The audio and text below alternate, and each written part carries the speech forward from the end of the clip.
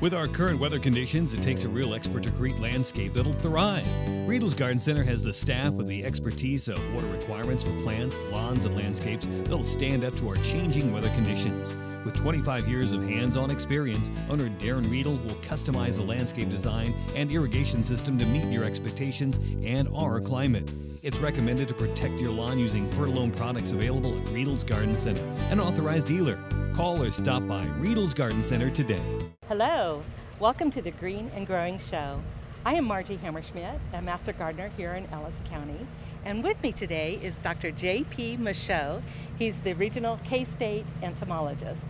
And we're here to talk about 3 insects, squash bugs, bagworms, and white grubs. So tell us about that. What do we need to know? Well, all of these insects have a single generation per year, so they're all kind of a bit late this year, given the colder weather we had during April. So squash bugs, of course, are a pest for forever in this region. If you have any cucurbits in your garden, they really like the summer squash, and they will damage the pumpkins and the winter squash as well. And the important thing, well, if you've got a small garden and just a few plants, you can inspect them every 3 to 4 days as they leaf out and look for those egg masses underneath the leaves and young nymphs. So you can manually pick them off and throw them in a cup of soapy water. If you're late doing that and you have to resort to chemical sprays, well, there are a number of products labeled for that application for homeowner use. But it's a very difficult pest to manage, and it really requires a number of different tactics. And one important thing is to remove all your crop residues after harvest, because those bugs overwinter as adults, and they will feed on the old vines and the damaged fruits that are left in the field. If you can eliminate that, you reduce your problem for the following year. And also things like wood piles, places where those adult bugs are going to crawl in and hide and overwinter. Makes sense. Just get rid of all of that. Get rid of all that sanitation, yes. For the next spring. Yes. Okay, tell us about white grubs. Well, white grubs are the larvae of the masked chafer, and I have one here. So these are commonly known as June bugs.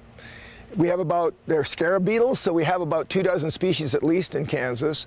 But there's only, it's a complex of 6 species in one genus, they all look very similar, that do the damage to the lawns. So around this time of year, and again they're a bit late, the adults are emerging and they're laying eggs in the lawn, in the soil, and the larvae develop in the soil feeding on the roots. So if you have a patch of really deteriorating turf in an otherwise healthy lawn, it might be a sign that you have some of those guys feeding under the lawn. And if it's really bad, you can often grab a piece of the turf and it'll roll up like a piece of carpet where the larvae have chewed off all the roots. And so there's 2 approaches.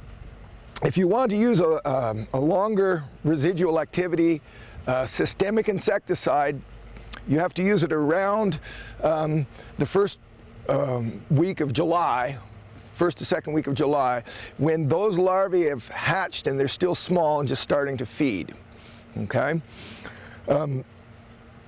Or actually, that will kill them as they hatch, but a shorter acting contact insecticide that is actually going to kill active stages should be applied later, probably early August, okay?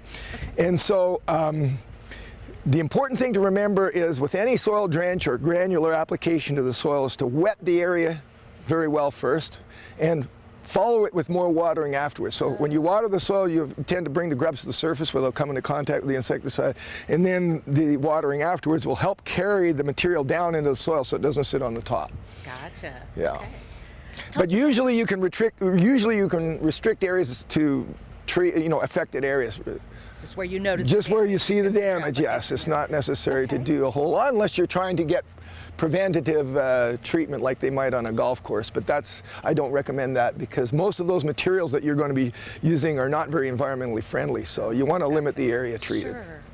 So tell us about bagworms. I know they're... Well, bagworms, this is their season as well. And if you're going to use physical control, which is hand picking the bags, we're a bit late for that. That can be done on smaller shrubs, and you have to really get those bags before the trees leaf out, because they overwinter as eggs within the bags, and one bag can produce 1,000 little larvae, and the larvae will descend from the bag on little threads of silk and balloon away just like little baby spiders do. And so, you know, if you've got a few trees, you want to get all of those bags before the eggs hatch and the larvae balloon away. And if you are late doing that, or like right now, probably a lot of those bags are just hatching, and it's kind of tricky. You got to look closely to see those larvae when they're very small, but that's when you want to spray for them. And be very careful. You don't want to miss these trees. Larger trees, of course, are harder to treat. You really need a ground-based application, high-pressure nozzles. It's probably best to get professional help if you have larger trees, because you really need penetration of the material into the canopy with a large volume of water. Sure. And so just handheld misting is just going to get them on the outside, and a lot of them are going to be inside. The problem is more serious on smaller evergreen shrubs, because those shrubs will probably only produce one flush of growth per year, and so if they're defoliated 2 years in a row, they can actually die if they're heavily defoliated. Now, there's a wide range of shrubs affected, but the broadleaf shrubs will often have axillary buds that will leaf out, so they'll recover after the bagworm defoliation. They can recover in the same year. Gotcha. And so the evergreens are a little more at risk. Okay, so the best thing is to get it while they're still in the bag stage before That's they right. emerge. It's very interesting because the female moths never leave the bag. Only the males have wings and go and mate with the females of the bags, yes. Oh, okay. Well, thank you. You're welcome. Dr. Michaud, this was great information. If you would like more information or have any questions, contact your horticulture agent at your local extension office. And now stay tuned for some Master Gardener timely topics. Hello, I'm Mary Lou Maston, Extension Master Gardener. Today I'd like to share with you a few Master Gardener timely topics. Be on the lookout for aphids in the spring and throughout the summer. Aphids suck plant juices, which reduce plant vigor. A forceful stream of water can be used to dislodge aphids from the plant and may be all that is needed. Natural predators and parasites will help control the aphid population. Prune off and remove infested growth. Insecticide may be needed if there's not enough predators or other methods do not work. For fruits and vegetables, pinch the top of terminal leaves of herbs. This releases a hormone that triggers side branching with a new growth that keeps the plants bushy and full. For flowers, remove spent flower stalks from peonies and iris to reduce the incidence of diseases. For lawns, lawn mowing season is here. Remember that dull blades give the lawn a whitish cast. A dull blade does not cut cleanly, but rather shreds the ends of the leaf blades. The shredded ends dry out, giving the lawn that whitish look.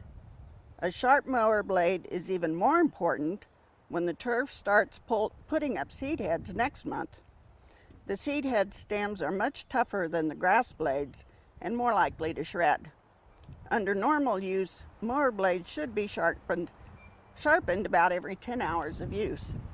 Reporting for K-State Research and Extension Cottonwood District and Eagle TV, this has been Mary Lou Maston, Extension Master Gardener. With our current weather conditions, it takes a real expert to create landscape that'll thrive. Riedel's Garden Center has the staff with the expertise of water requirements for plants, lawns, and landscapes that'll stand up to our changing weather conditions. With 25 years of hands-on experience, owner Darren Riedel will customize a landscape design and irrigation system to meet your expectations and our climate. It's recommended to protect your lawn using Fertilome products available at Riedel's Garden Center, an authorized dealer. Call or stop by Riedel's Garden Center today.